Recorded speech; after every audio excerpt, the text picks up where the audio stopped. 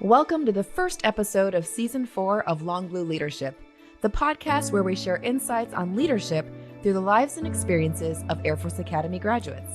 I'm Navira Walkowitz, class of 99. We're kicking off this season with a story that shows how our earliest experiences can shape the kind of leaders we become. Lieutenant Colonel Steve Mount, class of 2008, call sign Meathead, didn't fully realize that truth until later in life. Adopted as an infant, he came to understand that love and support aren't guaranteed. They're gifts. Over his 17-year career, Colonel Mount has flown missions across a wide range of aircraft, from the C-130 to Special Operations to the U-2. And today, he's in command. But through every stage, one belief has stayed with him. People succeed not only through their own efforts, but because someone believed in them.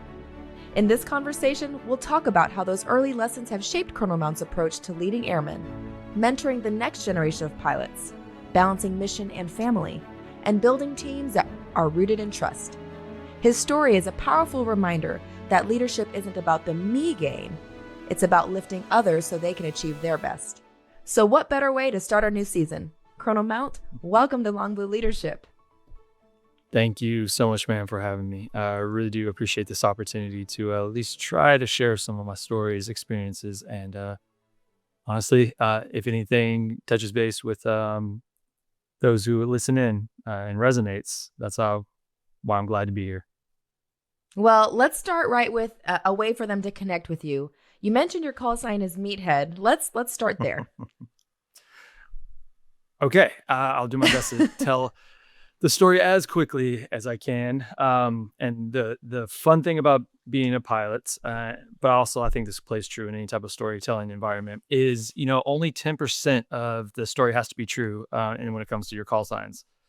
So to start, oh my gosh, I know there's gonna be some friends out there who are gonna laugh at this, especially of mine.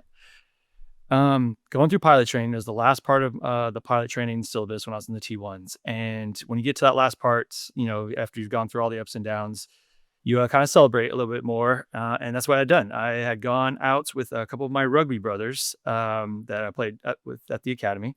And we'd gone out to just a little country dance hall. And, we were just enjoying and celebrating. And one of my rugby brothers introduced me to one of his friends through his wife, and this this individual who I didn't know much about at the time had said, yeah, I'm starting T1s here and all that good stuff. And I immediately, especially in the celebratory mood I was in, thought like, oh, this is another awesome student that's coming through. Like, hey, let me start giving you the tidbits. Let me start, laying it out on what to expect. And that's how I treated this individual for the rest of that evening. We were dancing and having fun and just talking it up. And it was a good evening. It was a really good evening. Come Monday morning, I get the word I'm flying with this new instructor in the T1s, and I had no idea who this individual was. I did not recognize the name at all. And I asked our flight scheduler, like, who is this? It's like, oh, it's a new person coming in. I think you're one of his first flights back in the T1s training-wise. And I was like, okay, I'm ready to go. And I sit down, and then this instructor sits down right across from me, and it's a major. And sure enough, it's the person I thought was a student at the Texas dance, or the country dance hall that we were at. Oh boy. And he looks me up and down. Oh, it was one of those moments of shock of like, where do I go from here? And he looks me up and down, and he goes, and he laughs, and he goes, man, you are just such a meathead. And so that's where it started. And call signs and nicknames, sometimes some people want to try to change it throughout their careers and try to be like, no, that's not who I am. I don't want that to define me. So as I'm leaving pilot training at Laughlin Air Force Base, Del Rio, I'm heading towards my first assignment in Tucson, Arizona for the EC-130. And I'm like, okay, here we go. I'm going to start fresh. I'm not that meathead that went through, the academy playing rugby. I'm not that meathead in pilot training to where I just like to, have fun and do my own thing. And I'm going to start fresh. And I get out, and one of the very first meetings I had in the new squadron was with the DO, Lieutenant Reimer. He sits down and he sits down with me, and he says, come on in, because I'm in blues. He goes, come on in and sit down. And then he's just quiet. And I'm like, this is interesting. And he looks me up and down, and he goes, yeah, you definitely look like a meathead. And I'm like, whoa. So sure enough, the major that I flew with was really good friends and had flown with this squadron told this DO about me. And the DO got through his spiel, introduced me to my first flight commander before our deployment in Afghanistan, and goes, "Hey, this is Meathead. Take care of him. He's a good one." I was like, no, everyone, please, let's stop. And then throughout the years, things kept happening that just reinforced the call sign Meathead. When I got into U2s, me and a gym buddy, also a pilot, we popped both tires on a T-38 at Long Beach Airport, and we closed down the airport for about 5 hours. It was on the local news. Not happy about that. And then there were multiple times where I tried to like get rid of the Meathead persona and call sign, but I think it was finally solidified on a CNN interview on one of my U2 deployments where the lady interviewing us goes, "Okay, we can't use your real name, so what name should we use?" And before I could even say anything, one of my buddies just pops up and goes, "It's Meathead. It's it. Use that. Meathead. CNN lady, use Meathead." And I was like, "Okay." And then international news, in that interview, I am Captain Meathead, and Wow. I never got away from the call sign Meathead since. We are going That's to the- have to and I- find that clip of Captain Meathead. Yes. It is out there. Just U2. I think the article under CNN, U2 spy plane carries out the mission against terrorist organizations. Not that I didn't remember what it was called. Well, I would say you heard it here first, but you didn't. You heard it maybe if you heard it in the YouTube world or what have you. But we're going to find it again. And so we're going to resurrect it here first. Well, we're so glad perfect. you're here. Yes. This is awesome. And, I think one of the things I've really enjoyed in our early conversation and what we're going to share today is how you kind of look back and you are very grateful and thankful for the upbringing you have. And so let's kind of go back to the fact, not a lot of our guests share kind of their background and the fact that you shared that you were adopted. What role did that play in your life? And, was it insignificant or what did you glean from that? Yeah, that I really appreciate that question, and honestly, I really appreciate you giving me the opportunity to kind of share that.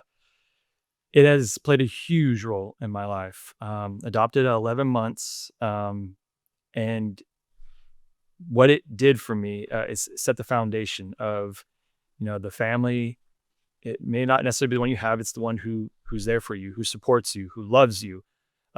And then honestly, the other part about being adopted, which I kind of, there were struggles. Like it wasn't, it wasn't perfect, but there were struggles in my mind to where, and that where I wanted to show that those who adopted me, I wanted to show them that I could be more and thank them, on a daily basis for everything they had done for me and supported me. So that drove me, that motivated me to, get into the academy, or even back up, even like do well in high school, get into the academy, become a pilot. All of that was the basis of, I want to show that in a weird way. I want to show that your investment was worth it. You found me, you gave me the love and support. So I'm going to give back to you by showing you what you were able to, give a second chance, a small little child.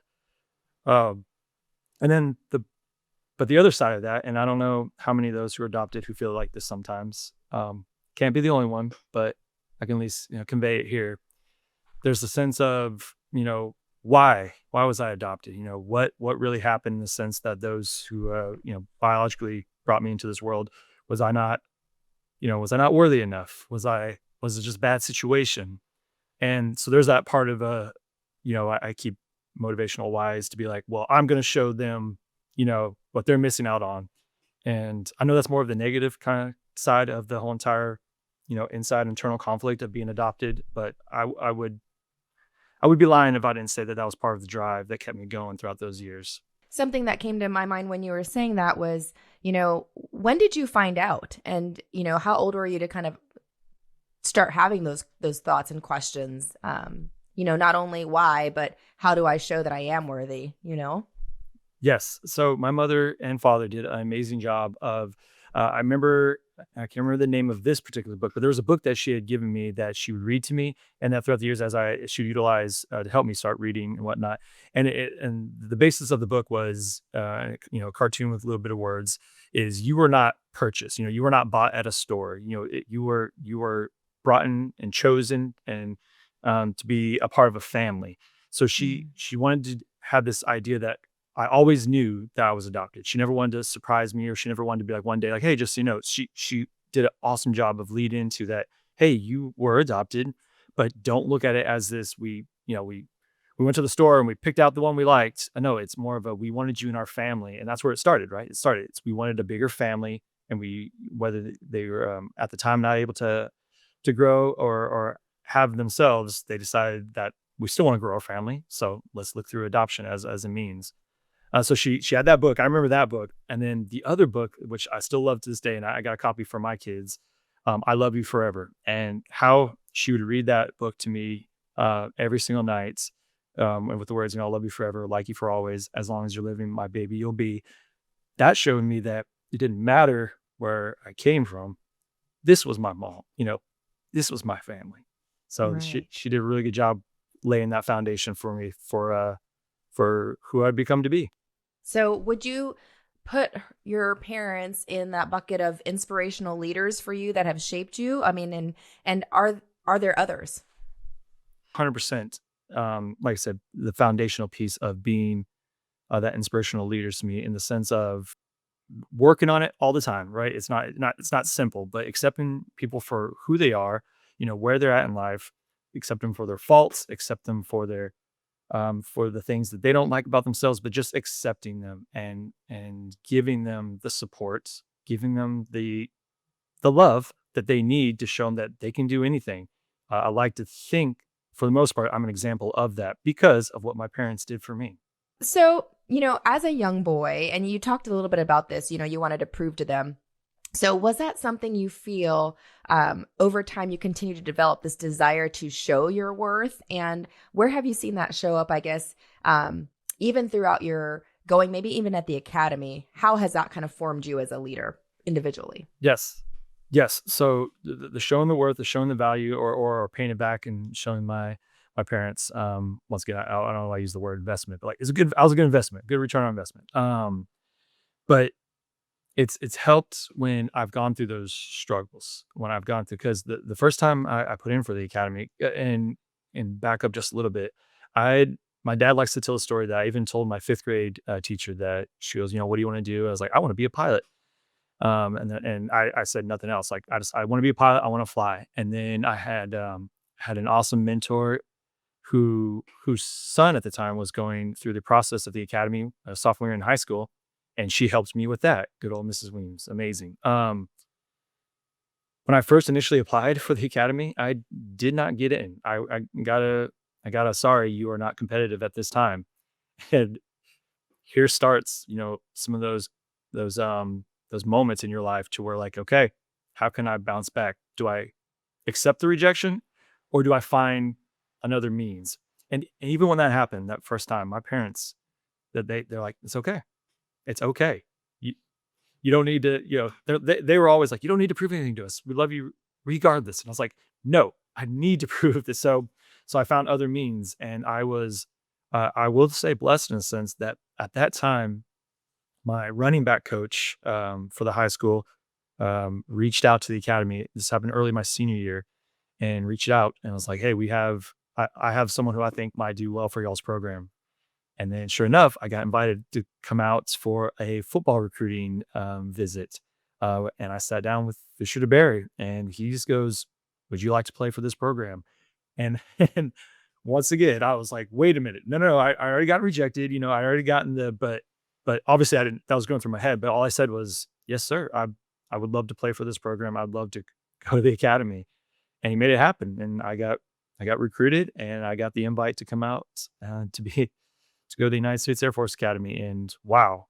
And once again, that only happened because my parents, they said, hey, we don't care what happens. We love you, support you. You make the decision, and we're here behind you. And then I had a coach who was like, I got you. I've seen what you do. I support this, and went on a limb for me. And then in a sense, I guess Fisher Berry was also like, I'm taking in this football recruit. I hope he makes it through the academy. So the love and support Wow. was there throughout. What a path. I mean, that is quite unique.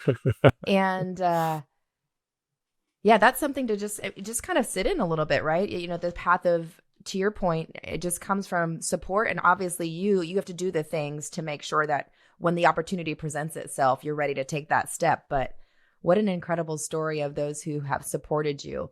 Let's talk about a little bit before we kind of get into, I think what I think is the next real moment in your life, when you talk about becoming a father in your family. But while you're at the academy, I'm just curious what more you learned about yourself as a leader, because you no longer had to prove to your parents that you were worthy of their investment, right? Like, this is a new season of your life. What did that look like for you as a leader? The challenges and the experiences I had at the academy, and I know I talked about this in one of my my interviews previously with the foundation, was that I went through my sophomore year and the rigors of academics, of the military side, of sports. It was taking its toll. I will say this many a times. I'll continue to say I'm not the smartest crown in the shed. I am. I Wait, did you say have crayon in the shed? crown in the shed. See, I did there. I did a little mixture of not the sharpest tool in the Yeah, box, but I not just the wanted to make brightest. sure I did. Anyway, I I did know. catch that Exactly. correctly. Yes. I love it. Good. I'm glad someone caught it. That's perfect. But yes, hard work was probably the foundation, the renewing of the foundation for the academy taught me was you persevere by hard work. You do the day in, you do the day out, you get after it, because I was not getting after it. After sophomore year, my GPA was not the best, and I had to approach my sophomore year, which very fortunate because I'd done my best to put in the time with the football program, but obviously I was losing ground in the academic side, and that came back to almost bite me in the sense that I could have failed out. So I had one of those. Once again, my father being an amazing mentor in himself, or whether he knows it or not. And I talked to him and I said, Dad, I think I have to quit football. I don't think I can continue with this the rigors of all of this with the academy. And he goes, well, what was your dream? And I was like, well, my dream was to fly. He goes, well, did you go there to play football or did you go there to fly? And that was an easy answer. I went there to fly, but then I was thinking about all those coaches and mentors and those who helped me get to where I was. And I had never really quit at something. And that's what it felt like. It really felt like I was quitting. I was quitting my teammates. I was quitting my coaches.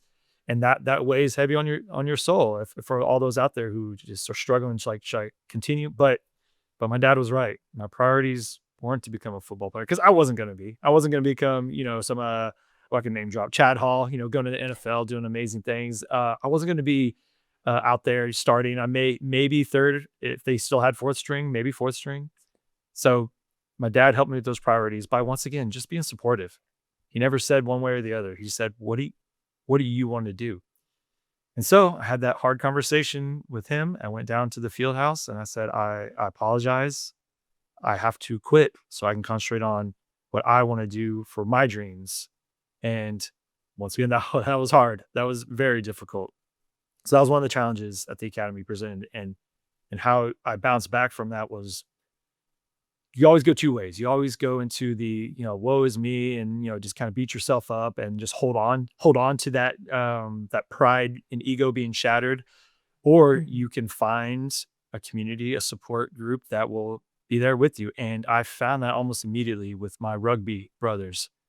They were just like me. They're like, hey, we just like to hang out. We have our own little table at Mitchell Hall. We like to just come out, play the sport, do what you love to do athletic wise, and you'll have some more free time, obviously, for academics.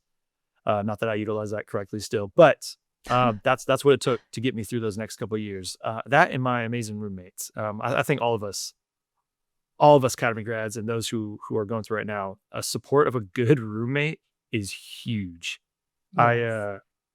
I appreciate the question, because now it's just dawning on me how much I just really appreciate my roommates at the academy for their support as well. Very similar to my parents. It's like, hey, I don't care what you do, but I'm here to support you and love you regardless. So I got a lot of that at the academy, and that's what helped get me through. That's amazing. I think there's a couple of things I want to dig into a little bit. The first one is, I think deciding to have that tough conversation where, one, you felt like you're already prideful and you're having to, I'm putting in air quotes, quit. Can you talk about how you approached that, other than, I know you went in and did it, but I think sometimes one of the most challenging things we can do as leaders is have a tough conversation when it involves us either stepping back or taking a step down from what seems to be the trajectory of what's next. And so if you could just share a little bit more about that, I think that would be helpful. So, and I just want to clarify, as leaders, we have to recognize and we have to have the courage to have the tough conversations, because that wouldn't be the first time that I'd have to make a decision in that regard, or have the tough conversations to where it was going to affect me personally or those around me. Um, you you deal with it understanding. One, give yourself a little bit of grace. Give yourself a little bit of grace in the sense that whatever tough decision you have to make, you're not alone. And I imagine you might not always be the first person who had to either make that decision or was going through something like that. I was not the only one going through something at that time like that, and I didn't know that until I had other conversations to where others were like, "Yeah, I also had to make that tough call to not play anymore or give up something because my priority was this. What was driving me to succeed was something else." And that followed me well throughout my career because I've had many, many of tough conversations. I've had the tough talk as a leader. I've had to tell someone that I'm sorry, your dreams of becoming a pilot is not going to happen um, because of their performance. I've had those conversations on how to get through those tough moments and how to get on the other side. And I know I sound like a broken record, but it just comes through with the support of being there for that individual or being there to guide them to the next step. And I had that. I had that when I made that tough decision. I had someone, one, I gave myself grace. Two, I realized I was not alone. And three, I had the support to get from this side of that tough decision bridge to the other side. And because that support was there, I learned that, and I learned to pass that on from all of my leadership opportunities to be like, let me be the one who guides you over this bridge. It's not going to be fun. There's going to be parts that are going to hurt. It's going to be painful, but I will be next to you to get to the other side, to where we can, get back to a good place. We can get back to what really matters, and we can get back to succeed in maybe another sense. So the tough combos as leaders, you have to have those tough combos. Do not shy away from them. They're going to happen whether you like it or not. I'm really glad you shared it that way because I think it created a pathway to how to approach it. To your point, they're not comfortable. They're not designed to be that way. But if you start it with, being that support in mind and how to get someone, even if you're giving the worst news where this was your dream and you're not going to be able to do it because of this, and here's now where we're at and how can I help you succeed through that? I think that's what a wonderful lesson you just shared. And so I want to dive now into your career because you've had, a really broad career, one that's not a traditional path. And I want to understand why it looked that way. So C-130, EC-130, Special Ops, U-2, like talk a little bit about how you navigated that and what was the driving reasons behind that navigation. Yes, ma'am. So something you said earlier, which I really liked, I really love to try to convey to those around me. And actually, I've gone through some of these conversations over the last month and a half with younger instructor pilots. Luck, is just the crossroad of opportunity and being prepared. Preparation, yep. And then I'm pretty sure someone super smarter than me said that. I barely remembered.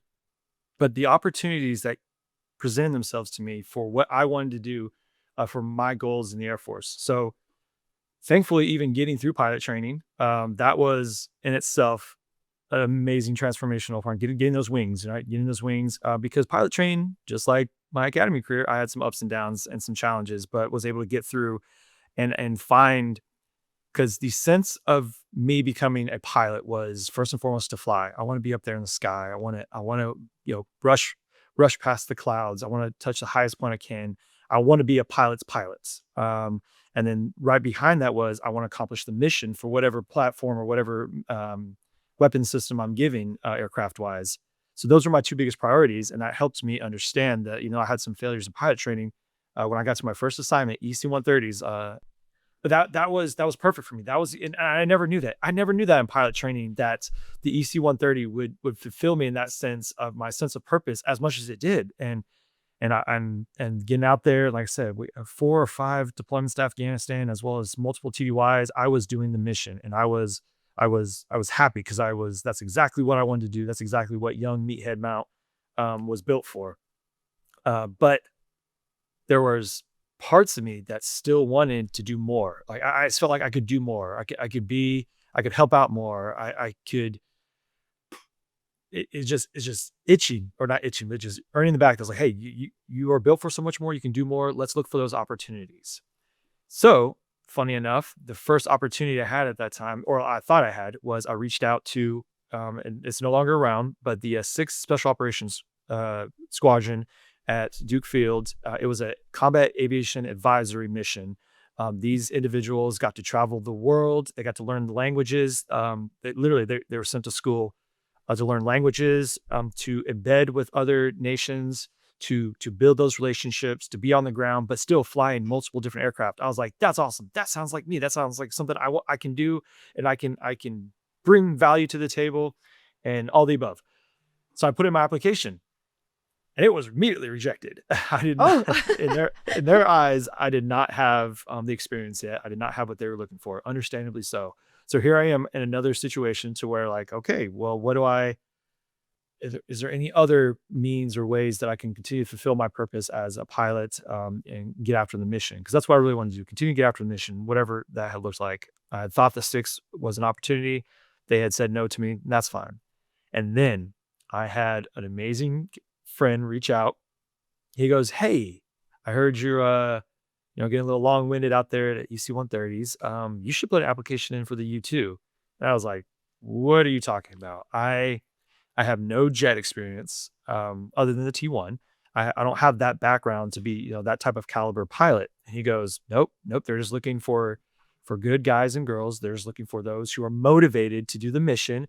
And if you can fly, you can fly. If you can't, well, they'll figure that out and they'll send you home. And I was like, okay. And so I submitted for the U2, put my application in. They called me out, and it's a 2-week interview. The first week they have you in service dress, and you meet all the leadership, and you meet all the other pilots, and you just have conversations. That's all. They just want to get to know you. What's your true motivation for being here? And I explained it just like I just explained to you. I want to fly. I want to do the mission. I want to be a pilot's pilot. I want to do all the cool stuff. And this is, and they go, okay, well, week 2, they put you in a U2, a two-seater. A two-seater. Mhm. They have two-seater trainers. They put you in Okay. the U2.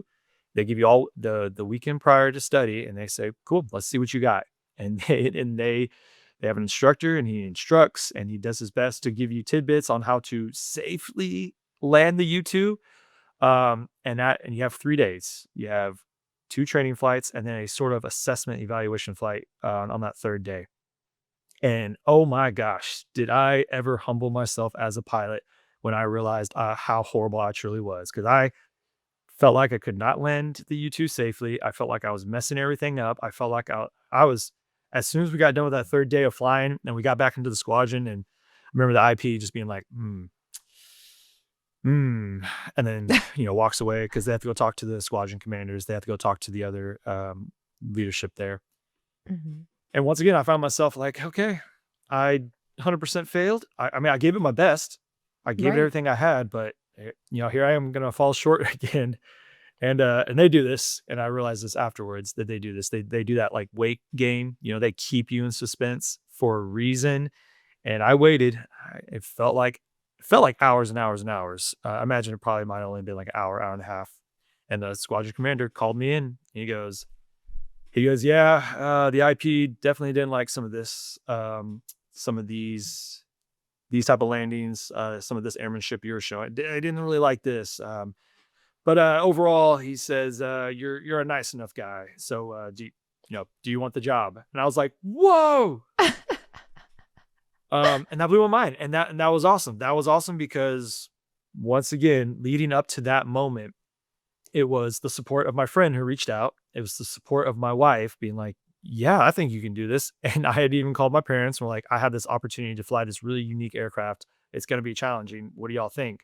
They're like, hey, we love you. Go get it. And I was like, no other words of advice, no other like inspiring. And, my dad being a good old Florida farm man, he's just like, nope, I think you'll do fine. We love you. and just let us know how it goes. I was like, man, I'm really missing out on motivational speeches, but you know what? The the sentiment is there, and that's all I need.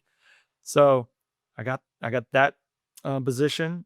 Did a few years with the U2, and then towards the end of the U2 career, I got word from another friend saying the 6th Special Operations Squadron is growing. We are looking for readily qualified and experienced people. And I was like, just so you know, I And got this is the rejected one that last have time. rejected you. Yes. Yes, ma'am.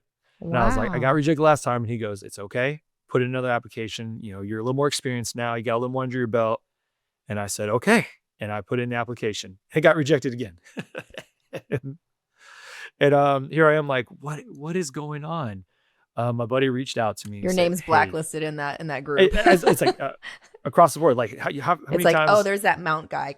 Cross out. But I think that ended up being somewhat of a blessing. Was like, wow, this guy is motivated to come out here because they had seen the last application years ago. They'd seen this one, and I think the word finally got around.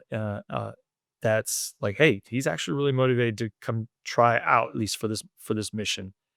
And so, and once again, from good mentors who are like, go ahead, try it out. Put the application in one more time, see what happens. I did, got picked up for assessment and selection. It's another week and a half interview. They challenge you mentally, they challenge you physically, they put you in situations to see how you react. I don't want to give too much away for that process, even though, unfortunately that process is not there anymore. But after that grueling week, they once again, here I am in front of another squadron commander, and here they are opening my life in front of them, and they're saying, well, we don't like this, we definitely don't like this, tell us a little more about this, and that was Mhm. about an hour interview sit down. And it's not just the squadron commander, it was the leadership, 4 or 5 individuals. It was a army Wow. lieutenant colonel, psych doc behind them, kind of doing that very, watching, waiting, Mhm. Wow. assessing. And another one of those situations, I'm like, oh, here we go, I don't think it's gonna happen. But then at the end of that interview, that sit down, the squadron commander stands up and goes, welcome to the 6. Oh my And goodness. and uh and the only things I could think of, and I know a lot of listeners or viewers out there do the same thing, and I tell this to my young, when they get their wings, I tell them this as well. Think of that first person or persons that when something amazing happens to you, you immediately reach out to them and you tell them, thank you for the support. Thank you for the love. Thank you for believing in me, when others didn't. And that's exactly what I did after that one. I called my wife and I called my parents and I said, it happened. We got it. I got it, because it wasn't just me. And I know those experiences going from one mission to the next, and those setbacks have, I get to share these stories all the time with these young instructor pilots that I'm with, as well as the students, because I get to utilize it as a leadership tool to be like, don't don't give up on yourself. That's first and foremost. And then even if you believe you might give up on yourself, trust me, there's someone like me or your family members or your squad mates, they won't give up on you. And just remember that. And that's why I get to share these stories throughout my career of like, hey, I failed at this. Look where I'm at now because I had the support and because I kept going. Hey, I failed at this. Look how it played out. I'm here. So a lot of my transitioning from different platforms and different experiences has helped shape that leadership side of me to say, simply put, it's okay to fail. All right. I mean, never going to succeed if you haven't at least tried and failed a couple times, right? So, Right. Wow. Well, I want to go into, because you've mentioned this a couple times. We've talked about your parents, but um, you know, to have a career that's successful and to navigate that, you talked about your wife. So I'm curious if you can share with listeners who have to, um, maybe the word is not choose between, but how do you navigate the importance of your marriage and that relationship with your profession and trying to succeed in that trajectory, whatever that trajectory is for you. So maybe you can talk a little bit about how that worked throughout all of those transitions. oh, okay. I usually do better at this with my better half nearby, which she is, in a sense that she's trying to get her workout in and give me her working space right now, which I love. I'm gonna start with this. It's not easy. It is work. It is the reps. It's the day in, the day out. It's not easy. I don't believe I've ever had a combo with someone when they're trying to balance the work and family life to where it's like, oh, that was easy. I just do this and they do this and we're good to go. No, it is constant conflict of schedules. It is sharing what's going on. It's the ups and downs. It is so I'd like to start with that. It's not easy. And if anyone ever tells you it is easy, please ask them how they're doing it and then spread their wise words of wisdom to all of us because that's probably the first thing. It's not easy. Once you recognize that, you can get past understanding like, okay, I'm not alone in this. That this is not easy, and I can start talking and sharing my experiences and seeing from those who seem to who seem to have it together.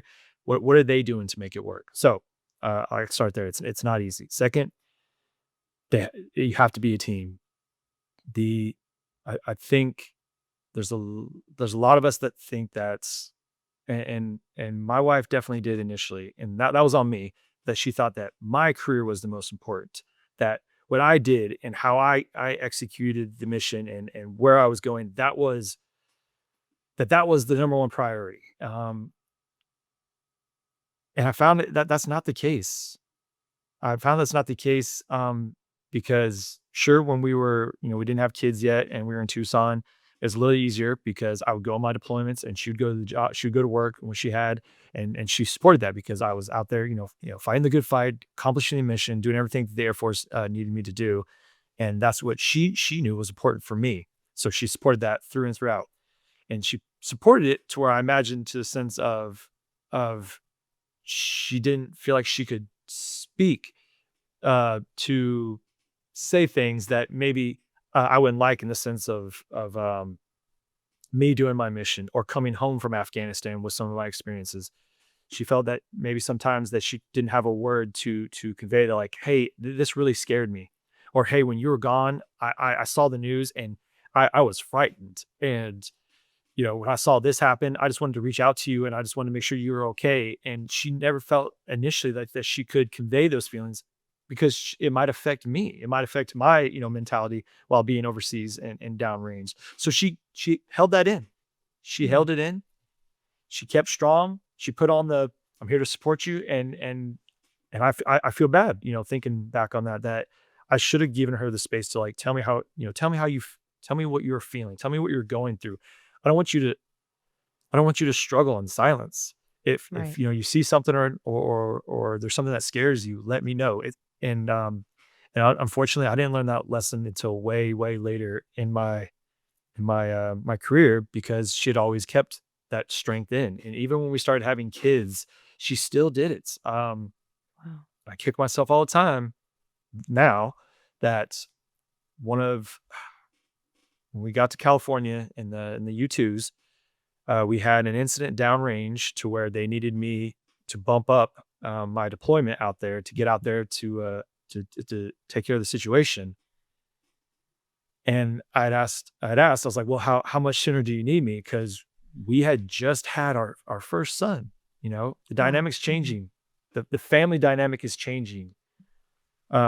And especially with your firstborn. And they said, we need you to leave in about a week.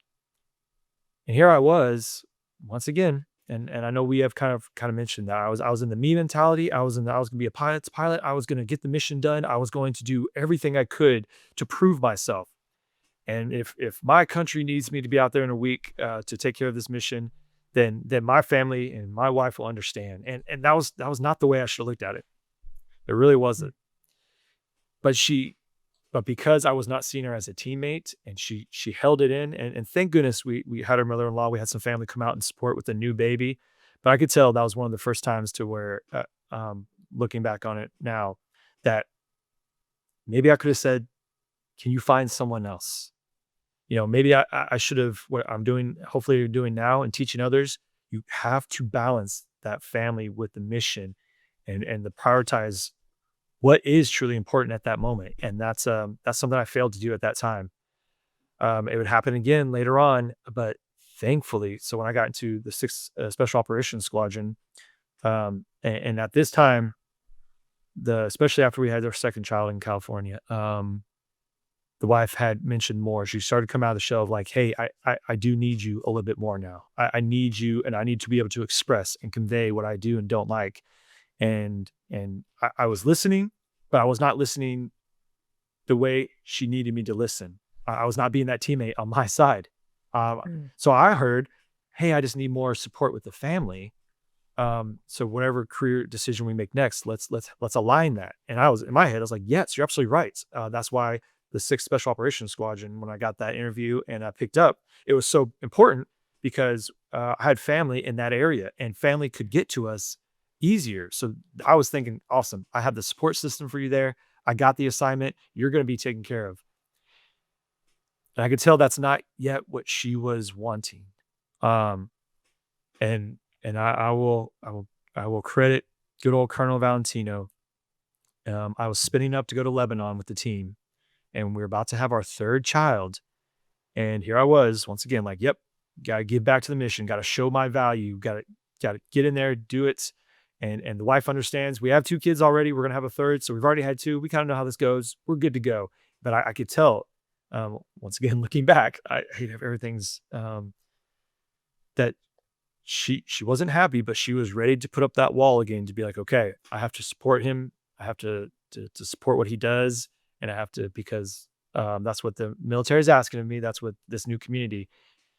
And then Colonel Valentino, he came down and he goes, hey, are you about to have another child? And I was like, yes, sir. He goes, when? And I gave him the date. And he goes, your deployment date is like a month after that. I was like, yes, sir. This is our 3rd child. We'll be good to go. I have the support system for the wife now, and she'll be taken care of and good to go.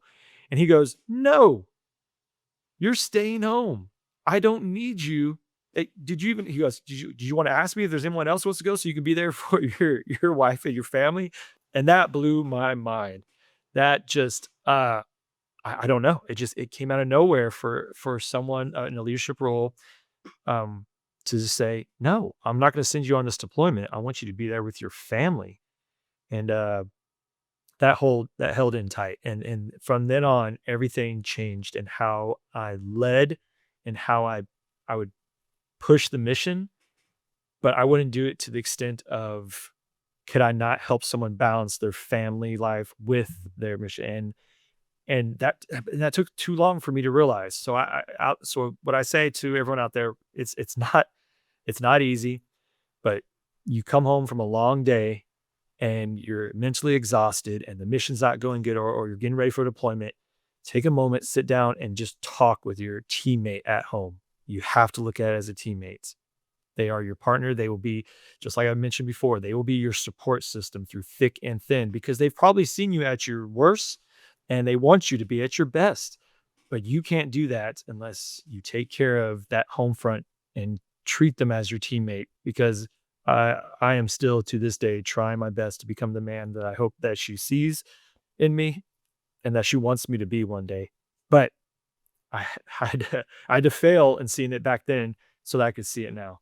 And I think that's one of the biggest things I want to convey. Not easy. And they have to be your teammate. Thank you for sharing that. And I think to have a leader that showed you that, which is now you've imprinted that in your leadership style. You're thinking about, you know, the airmen that you come across and how to help them navigate some of those tough choices.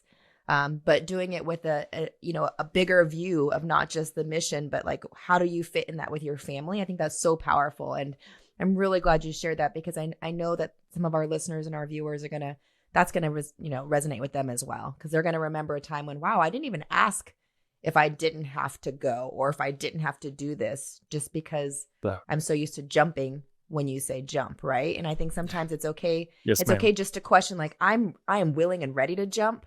I just want to make sure is someone else able to do it too because of these reasons, right? So I love that you shared that. And those leaders have to they have to know their people enough in that regard to also know, because ultimately we need to get the mission done. Yes, that's what we signed up for. Yes, but those leaders know their people and they know what situation they are in.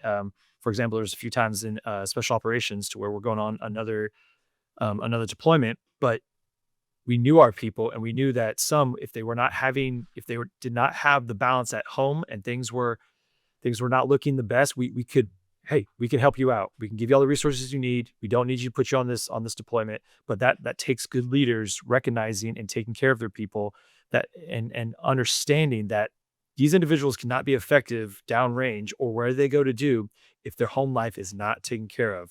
So, and That's right. I know that is something that's been talked about through all of my leadership training through all the years, but actually applying it is going to start with our future leaders coming up to realize, know your people, know where you can take care of them so that they can take care of the mission. That's right. That's right. So this has been incredible. I think the underlying, you know, lesson that you shared with us is, you know, obviously having belief in yourself and doing the work and you know, and proving your worth, so to speak. But I think it's also recognizing that support network. So if I may ask you, I have two questions. The first one is, what are you doing to be a better leader every day yourself? Like, what is something you are actually doing to be a better leader? Whew. Oh, that is, oh my gosh. One, recognizing I know I'm not doing it right. Knowing that I'm about taking command already has the underlying nervousness and anxiety. And I realize taking command and why I have these emotions is because I'm afraid to fail, which that makes sense. That makes sense to any logical human being out there that's like, yeah, I get that. But I have to realize in that same token, it's okay to fail. It's okay to make mistakes. It's okay that some days you go in there, you're not going to get it all right. This last year as a director of operations, I've walked out of that building and there's days been like, I didn't accomplish anything. I messed things up. I didn't do this right. Why am I here? Why, they could have found someone better. And then there are days to where like, yes, I did it right. I got something accomplished. And on those days, I realized it's because I was taking care of the people and the people's needs. And once again, when that happened, they were able to take care of the mission. And that's, so that's one of the I think that's one of the things that every day I go into work and I ask myself, who can I help out? Who needs the motivational kick? Who needs someone to just talk with them? Who needs to share their story? Because that's what leaders ultimately are. Okay. We take care of the people. And if I can go in there and just help one person every single day, I would like to think that that's a small success. So that's one thing I'm constantly working on. And it is an effort. It's not easy. It's not easy because you are taking so much and leaders, I don't care what level you're on, all the way from your very first flight command, all the way to, mission command, aircraft commander, all the way to where I am now.